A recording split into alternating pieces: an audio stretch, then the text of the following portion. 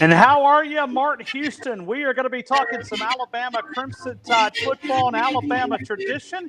We're going to be doing a special show. We're going to dive into it with a lot of different angles as we get ready for a national championship. That's Martin Houston. I'm Ryan Fowler. We're just throwing something together. We know that all the talking heads on the national perspective, they've been talking for hours. So our chance to dive into a little conversation and talk a little Alabama Crimson Tide football. And you know, Martin, you've played for a national title. You know what it's going to take to win a national title. Connect me with what's happening as we're, I guess, about 75 minutes away. What's going through the butterflies and the stomach and all the energy right now as you get ready to play for a national title? Well, you know, what's interesting, Ryan, is, you know, most of these guys, they're experienced. Unlike when I played, it had been a while since Alabama made it to this point, and so there were no players on the team that had been to that moment. But I think having an old hand like Coach Stallings kind of kept us grounded. We really didn't feel to act, you know, any different than we did any other games, except for you knew that it was big, man. You just well, as they say, you can't really you can't really see momentum, but you can feel it. It's the same way you can't really feel that not anxiety, because I don't think we were an anxious team. I think we were a very well prepared team, but we also at the same time was ready to get out there. You just couldn't wait. And I was the guy that, Ryan, I told you I had to take my Lanas to be prepared to play. I took my Atlanta. Huh? Yeah, I remember this now since you said that. Yeah. So you know, I went through the normal routine, but as a team, Ryan, it's nothing like being prepared and feeling like this is our moment, this is our time, this is ours. And we had studied a lot of film, and we were prepared. And I think the fans had a lot of anxiety about that game because no one was expecting us to win. But we, as the players, I think we were ready and anxious and willing. But it was a lot like Christmas Eve for a kid. You know, I mean, the time just wouldn't pass by fast enough. Well, I mean, I've been up since 4 o'clock this morning. I mean, I rolled out of bed. I'm telling you, man, I stood up straight and I went, it's National Championship Football Day. I mean, we've got a chance tonight to set a historical significance, with Nick Saban, another championship.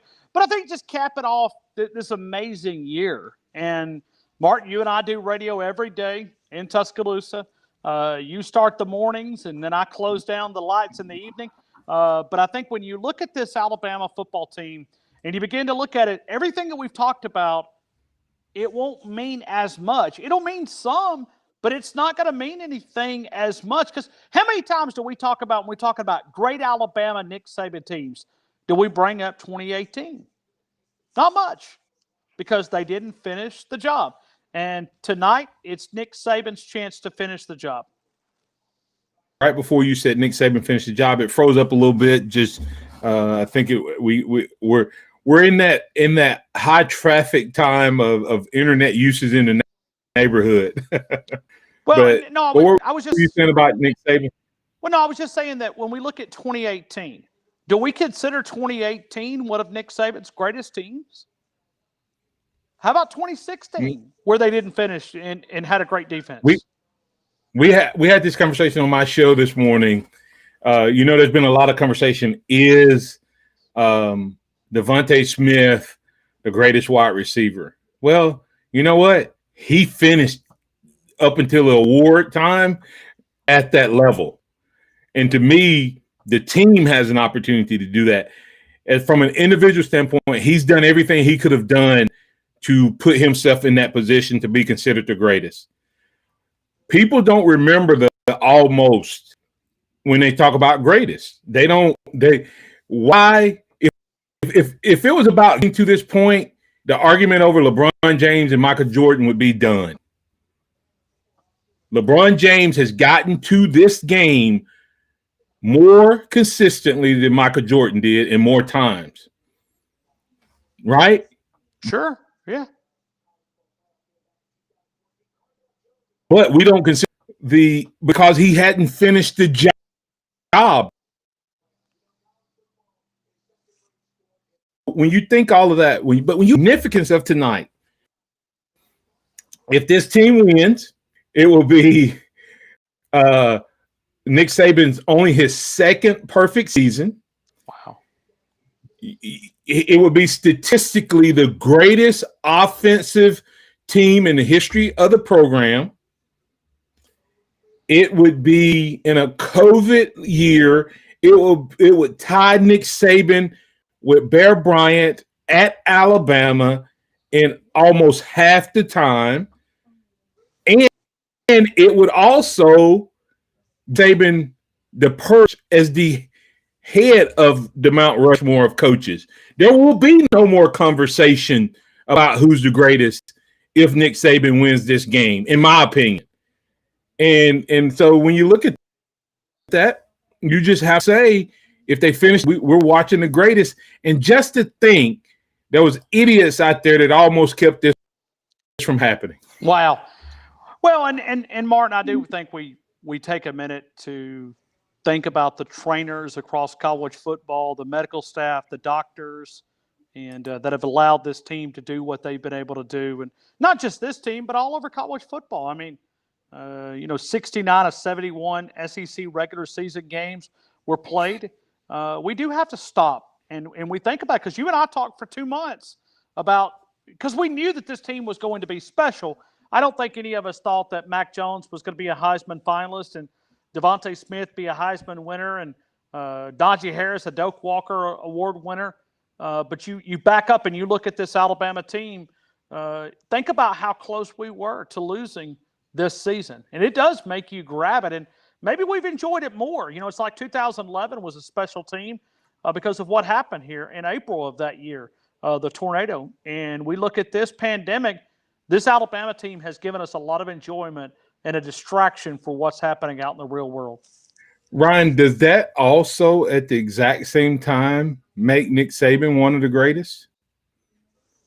2 of his national titles come in years when first of all, his team, his city was destroyed, in 2011, and they went on to greatness.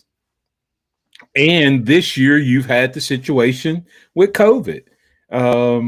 and yet he's managed to produce at such a high level.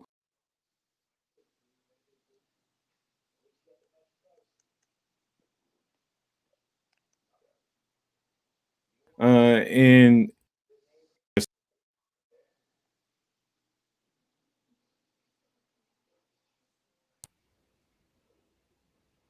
can you hear me? Yeah, I lost you there for just a second, Martin. I'm not sure. Yeah. But no, to go back to understand what you said, let me piggyback that just for a minute, because I think what we've done in this year, this is so hard because I'm not trying to mean it disrespectful, but we've eliminated some of the coaches that are not good CEOs, and we've watched coaches that are not good on management side of things. Think about it for a couple of minutes. I mean, look at Alabama. Look at some of these coaches that we've identified as and I know COVID. Listen, man, we could stop at a gas pump and you somebody coughs on you or whatever, and how this virus is transferred. But you back up a couple of minutes and you look at what this team has been able to do. I think it does add to the Nick Saban credentials that he coaches during adverse times. Yeah, Ryan. Well, yes, COVID could be contracted anywhere. But what impresses me most is how contained, when we did have our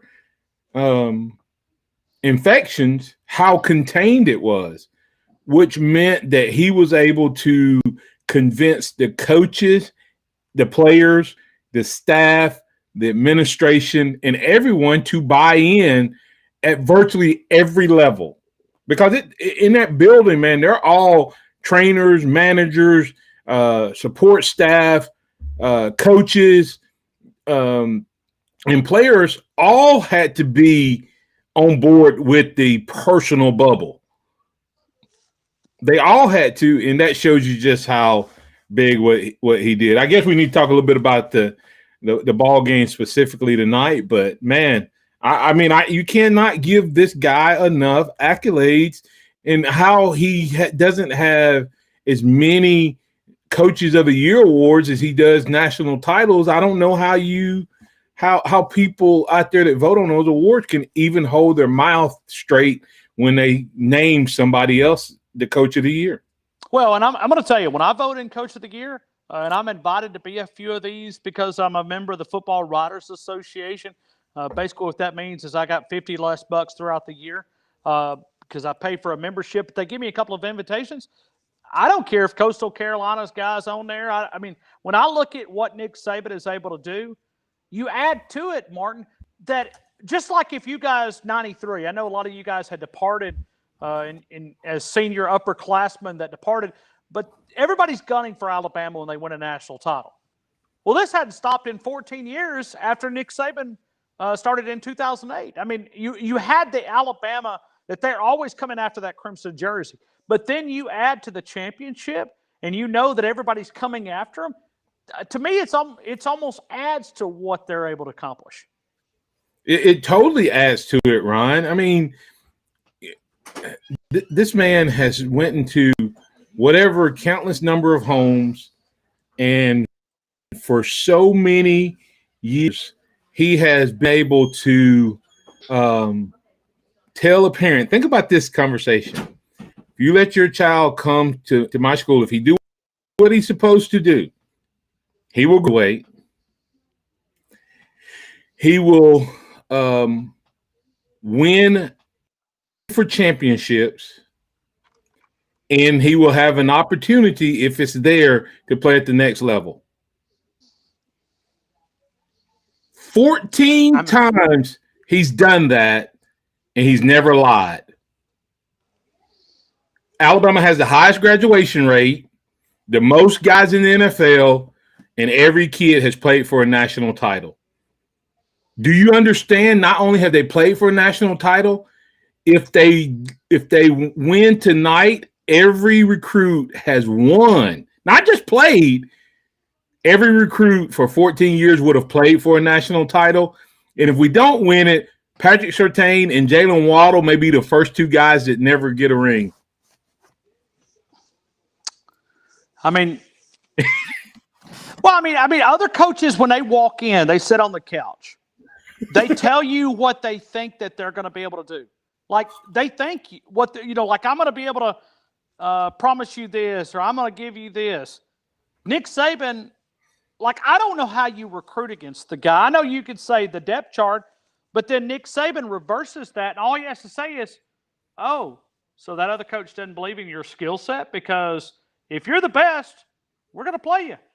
We're going to play you. If you come in and you earn playing time, then we're going to play you, and we're going to give you a chance to win, some valuable playing time. And you play with guys. I was just on a couple of minutes ago, and I know we're going to get to the game, I promise you. But I was on in Baton Rouge a couple of minutes ago, and a guy proposed a question.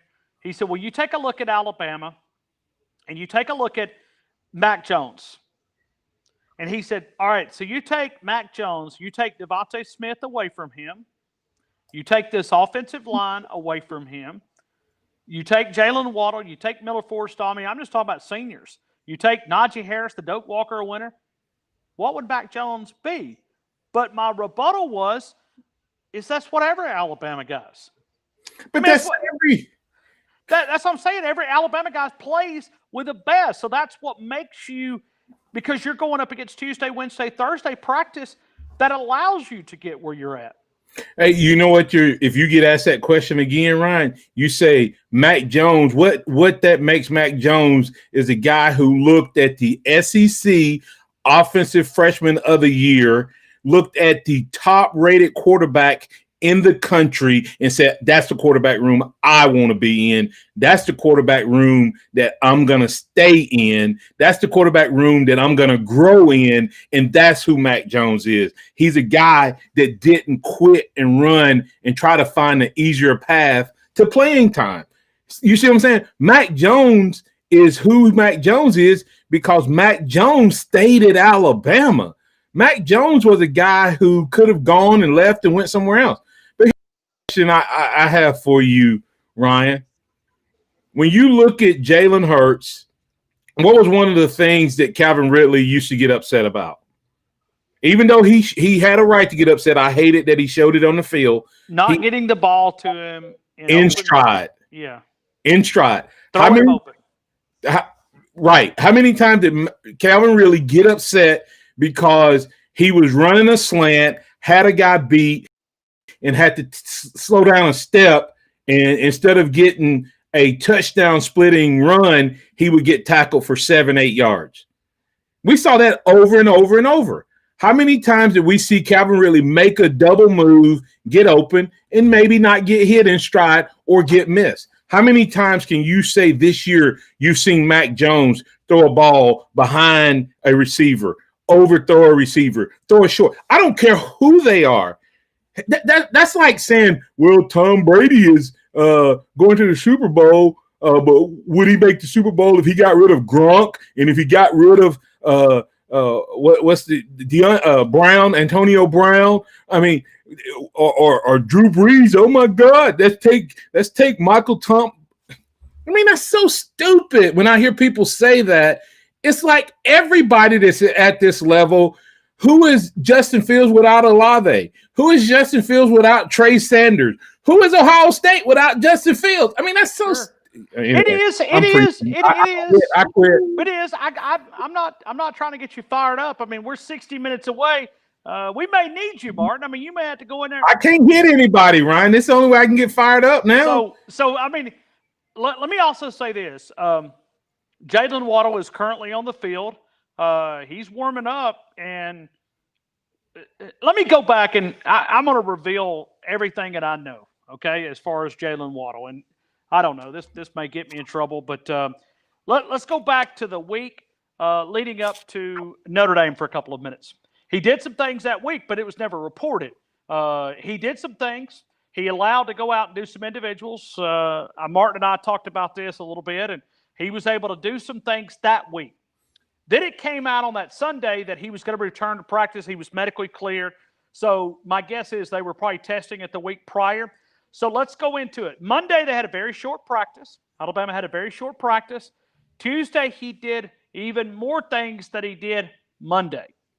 Well, then I get a text message on Wednesday that they had kind of backed up a little bit, and I kind of discussed it with Martin. I was like, well, and Martin's like, well, that's probably part of the plan, that they're going to give him full reps and see how he responds. Well, Martin was right, because Thursday they came out and he ran routes and he caught passes and he looked great. Now, towards the end of practice, he was in some pain. Well, then I get a text message Friday and said, hey, you know what? He's pretty limited. And then I get a message on Saturday. So you nailed it earlier in the week that he was pretty much doing full day, taking a little break, trying to get conditioned. Just based on what he's able to do, I think he's going to be a true game time decision. But Martin, he looks mobile enough that here's what I'd do. If I won the kickoff, I'd send him back on the kickoff, because that would throw Ohio State in a complete panic. Because remember now, the kickoff, he can fair catch it at the 20-yard line or the 10-yard line. And so I would almost go back there and send it back to him and just throw a Ohio State for like a panic button. Man, those defensive backs, they might have to get an IV between the kickoff and the opening play. Yeah, but Ryan, but what you just described is the typical progression back from that type of injury. Push it a little bit, okay.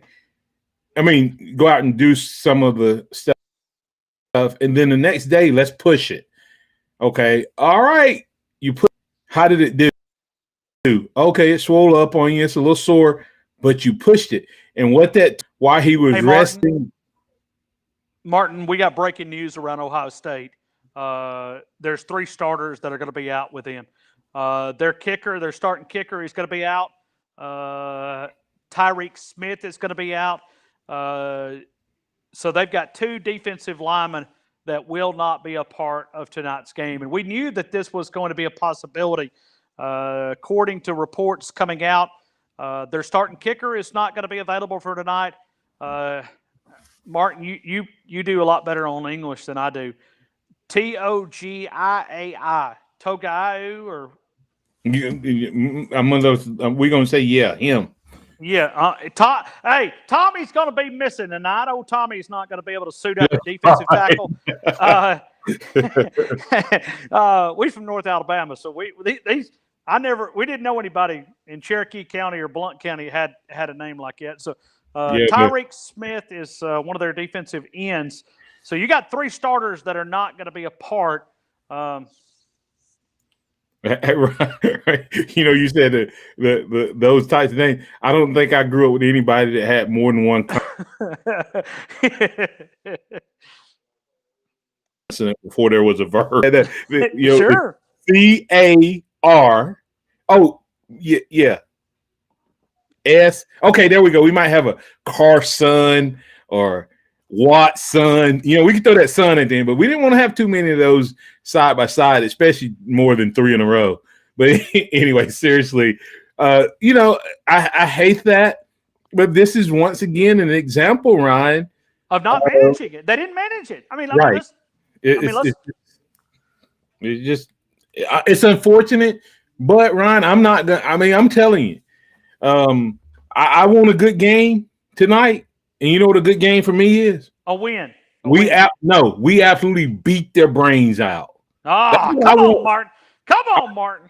I want the college football playoffs to look like idiots. Wow.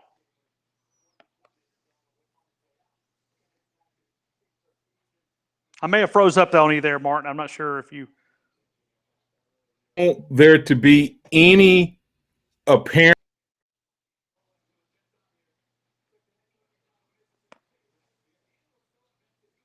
like the committee chose a helmet over a team and over who deserved to be there because they gave this thing. That's what I want. Probably not going to get that, but I would be totally okay, Ryan, if they beat them 100-0. And so, I look at the guy that we're struggling with his last name. He's the leading sack guy for that team. So I think he's their Is that number 11? Is he number? What's his number? Do you have his number? Well, I can give it to you in a second. He's their number one defensive tackle.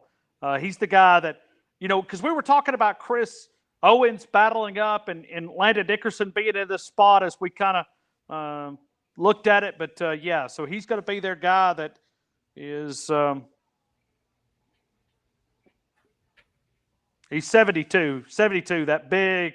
This defensive tackle, not defensive end. Okay, I thought you said defensive end. Well, no, Martin, both. Their starting defensive end and their defensive tackle are both going to be out of this game. Yeah, so their starting end and tackle are going to be missing this game, and their kicker. So that's run it down their throat. Roll Tide. Martin, 35 carries to Najee Harris. He still wouldn't be satisfied. He'd want 45 carries. So I would love, man, even give it to the fullback.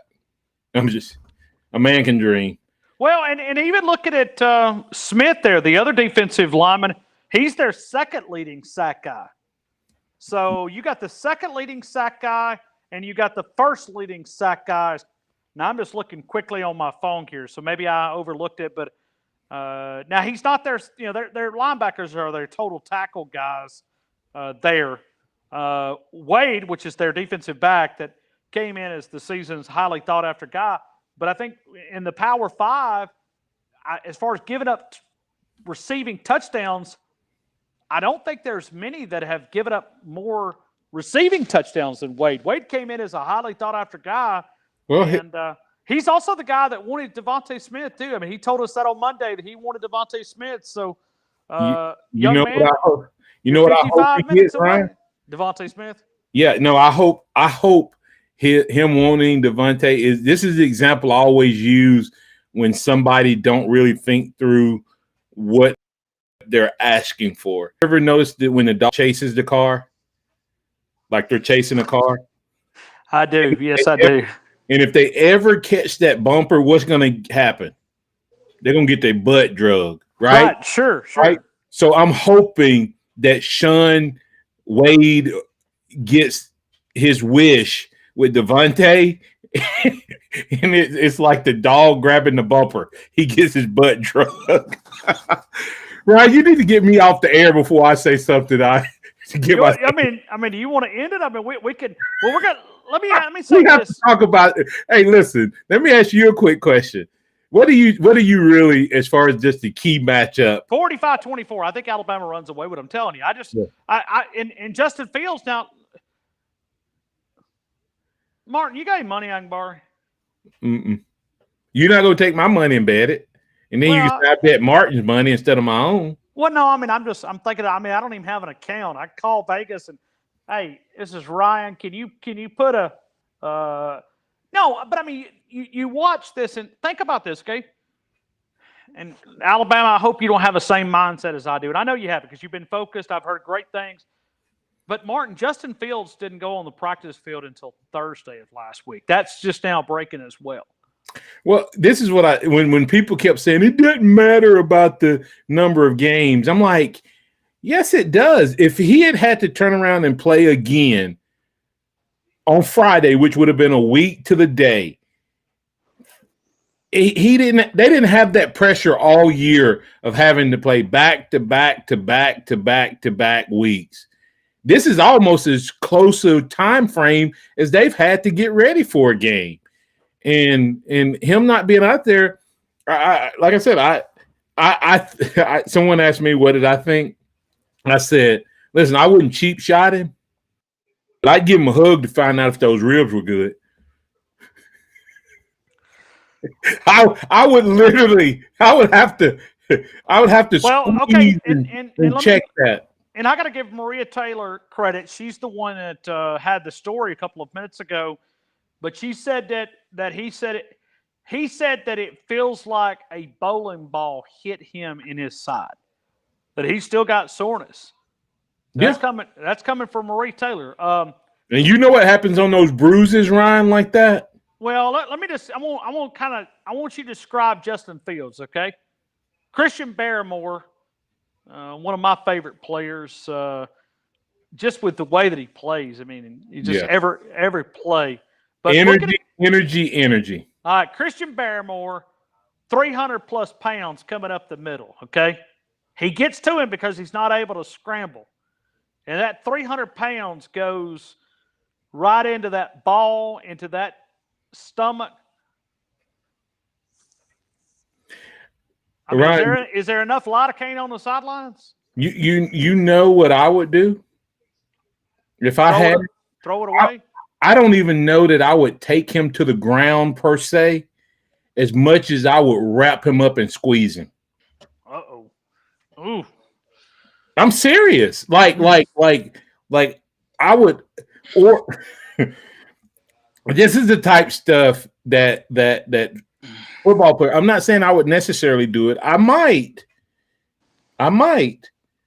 But Ryan, if I couldn't get to him and he was scrambling, there'd be a club go after that side.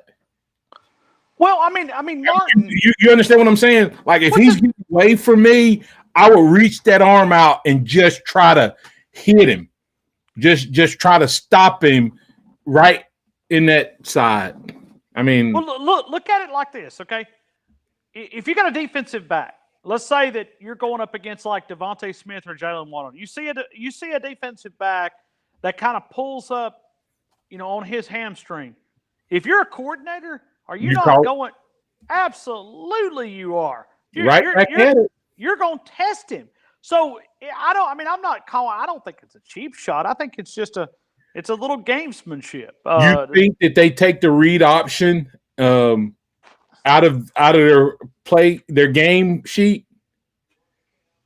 Because the first thing I would do is I would have Will Anderson on the play come right off the edge and hit the quarterback. Remember, Ryan, did you remember the good old days of the option?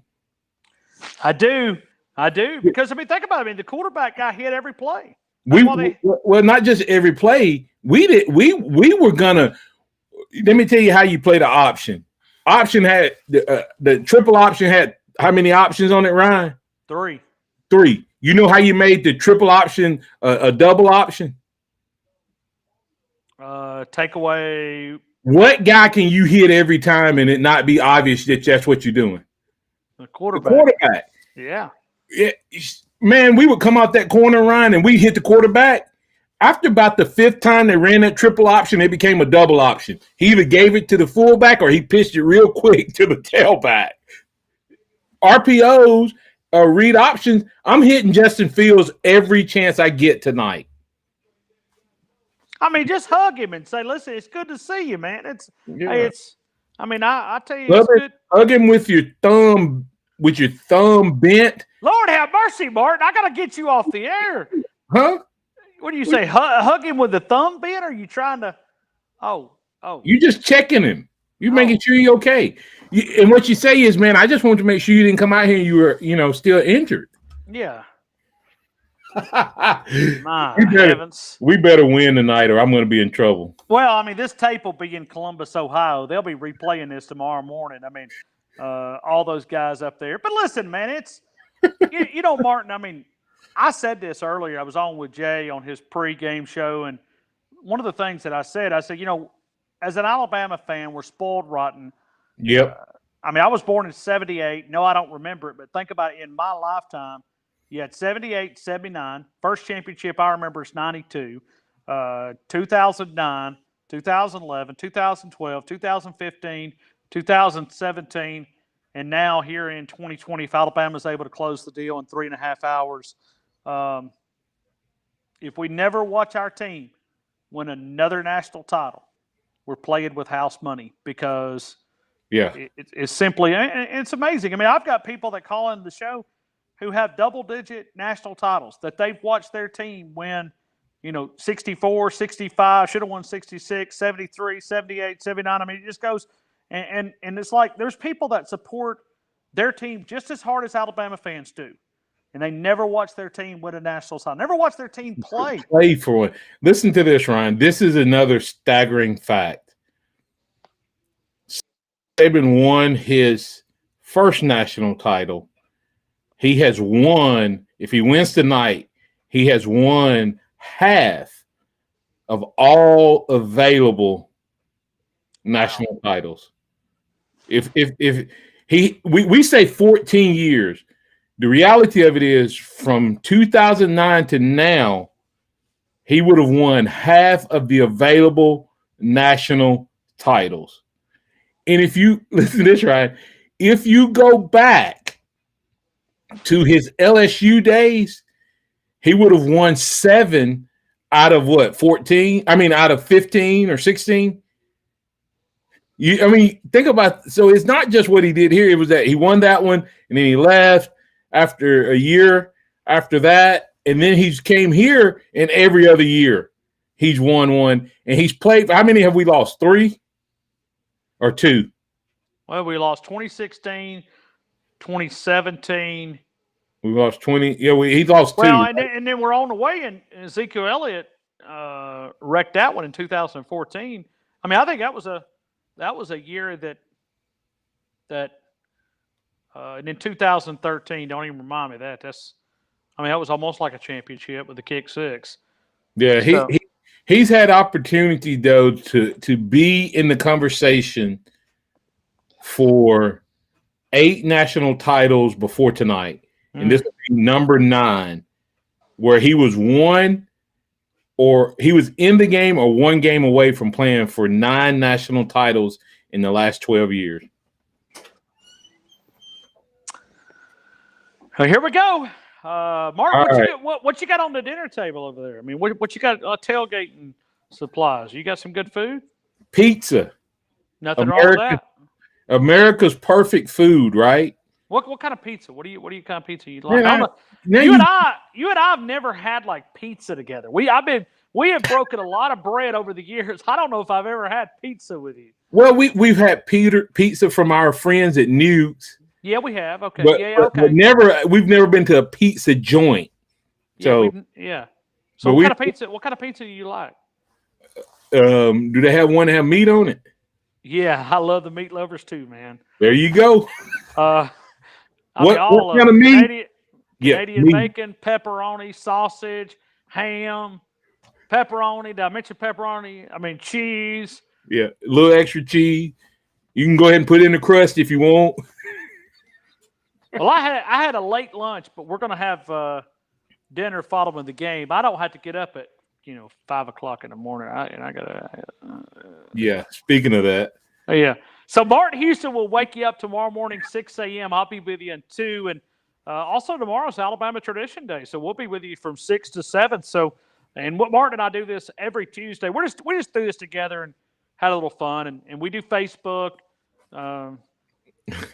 We have fun, and there's certainly a reason why I'm on radio. I mean, I can compliment myself. I get it, but Martin, let's get some final analysis here, and let's go get you some pizza because I'm telling you, I'm nervous. I'm like Martin. I'm so confident. I'm nervous. Well, Joe this morning was actually nervous, and several of my callers were, and one of my listeners, viewers that follow us on Twitter, he actually said, Martin, the reason we're nervous is because of the way we've played in the last 2 championship games. We've played bad. We have. The last 3 we've played, or last 2 we've played bad. We won one against Georgia and lost against Clemson. He said that's why I'm nervous. And Joe kind of we'll go back 2015. Martin, Deshaun Watson has another 45 seconds or one onside kick. Marlon Humphrey. I mean, we didn't play that great when we beat them in 2015. Right. Deshaun Watson has another 30 seconds. It might be a sad story. Dabo may be Saban may be the king of college football, but Dabo might be a daddy. Well, and hey, but get me off before I get in trouble. Okay. So what's your score? I'm going 45-24. I think Alabama gets the job done. I just feel I go back and I just think this team is on a mission. And I think we saw that last Thursday night with the awards ceremony, whether you talk about Devontae Smith, whether you talk about Mac Jones, whether you talk about Alex Leatherwood. I mean, I thought Alex Leatherwood was going to chew the lady's head off when she gave him the Outland Trophy. I mean, he looked like he was ready to put the helmet on. I mean, he's like, she's like, well, I mean, she was asking about the award, and he was just like, well, there's the reason why we all came back. I'm telling you, I really think that this team was embarrassed in Santa Clara, and they know what it feels like to walk off that field, and they didn't like it.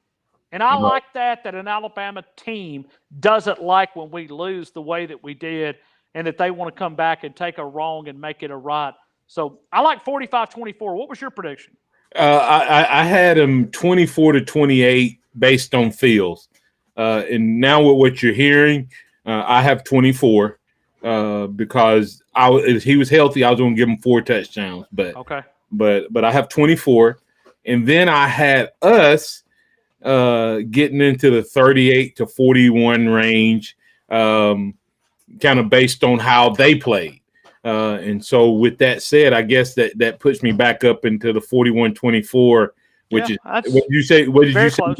45-24. You and I. Yeah, and I have us kicking a couple field goals, but it's so funny. Martin and I, we used to be invited into the score prediction contest. I don't know what happened. I don't know why we don't get invited anymore. But we used to be invited, and I kid you not, when Martin and I would submit our scores, we would never discuss them. Yeah. But then we would pull it up, and we would be like almost identical the way that, maybe the way that the game. I think you always wrote like a half an article. I mean, it was like complete, like a big old. I wrote like 2 sentences, but our score was always usually pretty similar. So I just like Alabama to win. I think it's so let's get the job done. And hey, tell the Mrs. Houston happy belated birthday. I didn't get a chance to do it on Facebook. I will do that. She had a great birthday, and I will make sure I tell her that you said that, Ryan. And thanks. Okay. Hey, I'll say this, Ryan. I want to be on record as saying this is clearly the most decorated team in the history of possibly offensive football, if not college football, period. You have every single possible position recognized except for tight end. Top wide receiver, top running back, top quarterback, top offensive line. Only one you don't have is the tight end. It's clearly playing and has an opportunity to lock down in one of the craziest seasons ever. When teams couldn't get to 8 games, this team is going on 13 and going for a perfect record. The only one that was in the top, Ryan, in the top of the rankings that played every game on their schedule, period. So the coaches are to be congratulated. Absolutely. You know, so they've done everything. And now they are in a position. Think about how the players reacted when Coach Bryant won, was it 3-15? That made the greatest. You remember that moment? I mean, I know you don't remember that moment, but just studied it. Yeah. Yeah, you've seen that moment. Ryan, is this not what we're looking at tonight? And we've really not talked about. This guy has been so great that we've just assumed that record was going to break. And now it's up on us, and literally within 4 hours, we could be looking at a team that set all types of records in the craziest year ever, in a season that almost didn't happen, and it's concluded by a guy raising a trophy potentially as the greatest of all time. And in what better way to cap off the craziest season ever by the one team that that could have gone 13-0. Is there anybody else in the country that could have gone 13-0 this year? No. Nobody. No. Yeah. And so we're really getting a chance to watch something special. And for us Alabama fans, fortunately, it's our team, but the rest of college football really should recognize the moment they're getting to watch. Well, if Alabama fans, they'll certainly celebrate. If LSU or Tennessee fans or anybody wants to have a good night, take the Alabama depth chart and take you a black marker, a Sharpie, and start marking out players that will depart for the NFL. If you guys want to have just like a good 3 or 4 minutes, you might be able to smile after looking at that depth chart if you're an opposing fan, because it's going to be an overhaul. I mean, this is going to be it'll be tough. So unless some of them come back. And we'll talk off air. defense is coming back. Yeah, but Patrick Surtain's gone. Christian Barrymore is probably at 24, 25. I saw the early projections. They made a bit of maybe he could get Jonathan Allen to sell Christian Barrymore to come back. I mean, but that's only 2. So Dylan Moses, I hope he could come back and he is coming back. Okay. So, but hey, let me just say this. Tomorrow night, and I promise this will be my final comment. But I would love to see, like 2011 Alabama defense, 92 defense. I'd love to see them. Like, I love to match them up in my head. Like, what would give? Like, great defense against great offense. And, if we could go old school rules. I'd go with the defenses. But in the rules, if the 92 defense or that, what was it, 12 or 11? 2011, 8.6 points games. 8.6 points. And Ryan, the sad part is the greatest defense ever is probably 2016. There was 17 guys. But see, that's the point. That's the point that we were making is you don't recognize that. Right. We don't even put them in there. So, those guys were studs 2016, man. but I would say that you give the favor to the offense with today's rules. Yeah, you have to. Hey, Mark, go enjoy that pizza, man. We'll do it again tomorrow night. And find us on Facebook. Find us on Twitter. We have a lot of fun. And, we enjoy watching our team winning championships. Thank you to Nick Saban for allowing us to do it one more time. So you guys have a good evening. Hey, give us a score. You guys are all watching there. Drop us a score. Tell us where you're listening from. And I see Chuck saying at Monroe, Louisiana. CJ's always a big supporter. I see Joseph saying you guys do an awesome job. Just all the Roll Tide. Let's go get a championship. And we'll recap it tomorrow with 13 hours of local coverage here on Tide 100.9. It starts with Martin Houston, and it'll end with Martin Houston and myself from 6 to 7. I'll be doing 2 until 6, and we'll have a lot of reaction, man. You guys have an awesome rest of your evening. Roll Tide. Roll Tide.